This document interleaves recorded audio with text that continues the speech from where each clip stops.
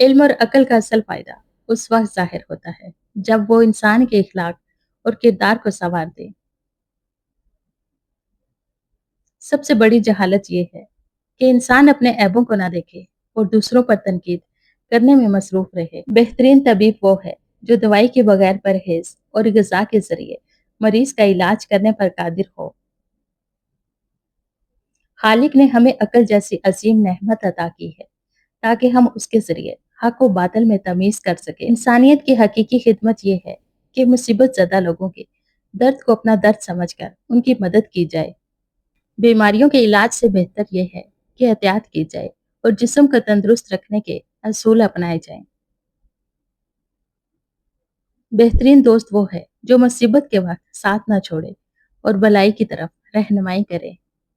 کسی نے درویش سے پوچھا، دنیا میں سب دکھی کیوں ہیں؟ درویش نے جواب دیا، خوشیاں سب کے پاس ہیں، بس ایک کی خوشی دوسرے کا درد بن جاتی ہے۔ بے عزتی کا سب سے بہترین جواب فاصلہ ہے۔ رد عمل مت دو، بحث مت کرو، ڈرامے میں مت پڑو، بس اپنی موجودگی ختم کر دو، یہی کافی ہے۔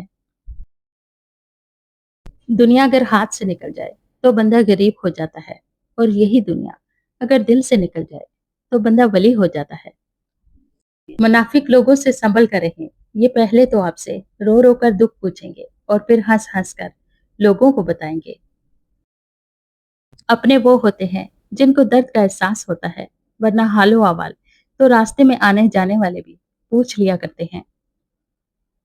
نعمت شکر چاہتی ہے اور مصیبت صبر چاہتی ہے، جبکہ گناہ استغفار کا محتاج ہے۔ جس نے صبر، شکر اور استغفار کو اپنا لیا، اس نے کامیابی حاصل کر لی۔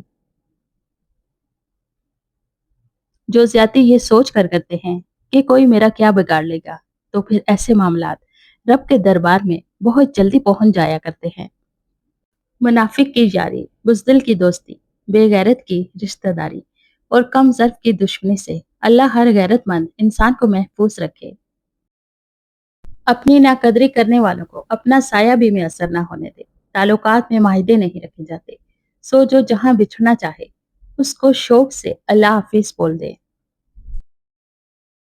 دشمن بنانے کے لیے ضروری نہیں کہ آپ کسی سے لڑائی مول لیں، بس حق اور سچ بولنا شروع کر دیں۔ بے شمار دشمن آپ کو اپنے خاندان میں ہی مل جائیں گے۔ دنیا میں آنے کی خبر 9 ماہ پہلے مل جاتی ہے اور دنیا سے جانے کی خبر 9 سیکنڈ پہلے بھی نہیں ملتی۔ لہٰذا احتیاط کریں اور دوسروں کا حق نہ کھائیں۔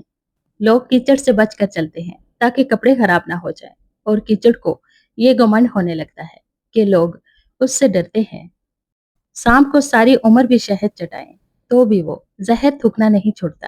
اسی طرح کچھ لوگوں پر چاہے کتنا ہی خلوص لوٹائیں، وہ ڈسنے سے باز نہیں آتے، کیونکہ فطرت نہیں بدلتی۔ خاندانی بندے کو پریشانی کے وقت میں پلایا جانے والا پانی کا گلاس بھی یاد رہتا ہے، جبکہ کم نسل لوگوں کو دیا ہوا خون بھی یاد نہیں رہتا۔ ہم برے تھے، برے ہیں اور برے ہی رہیں گے۔ فکر تو وہ کریں جو بولتے کچھ ہیں، کرتے کچھ ہیں اور ہوتے کچھ ہیں۔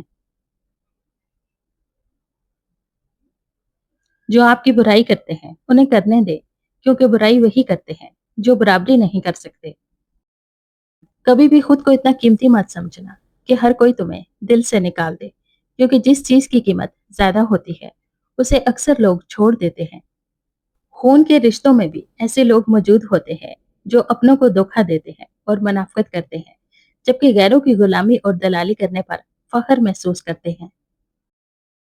اگر کوئی بلا وجہ آپ کا دشمن بن جائے تو مان لیجئے کہ آپ میں کچھ خاص ضرور ہے، سامنے والا حسد کا شکار ہے۔ ہر شخص کو آپ راضی نہیں رکھ سکتے، یہ کام چمچے اور منافق لوگ ہی کر سکتے ہیں۔ بعض امیر، سچے اور با اصول لوگوں سے اکثر لوگ ناراض اور ناخوش رہتے ہیں۔ اگر نسلوں میں سرداری چاہتے ہو تو کھلانے والی سوچ رکھو، کھانے والی سوچ نہ رکھو، ورنہ غلامی عادت بن جائے گی۔ اپنی نیکی چھپانا آپ کی سوچ کا امتحان ہے، دوسروں کے عیب چھپانا آپ کے کردار کا امتحان ہے۔ ہر غلطیوں سے بچو، شریف کو بے وقوف نہ سمجھو، مکار کو عقل مند مت سمجھو، قاتل کو بہادر مت سمجھو، مالدار کو بڑا آدمی مت سمجھو۔ مالک سے مانگنا سنت ہے، اگر دے دے تو رحمت، نہ دے تو حکمت۔ مخلوق سے مانگنا ذلت ہے، اگر دے دے تو احسان، نہ دے تو شرمندگی۔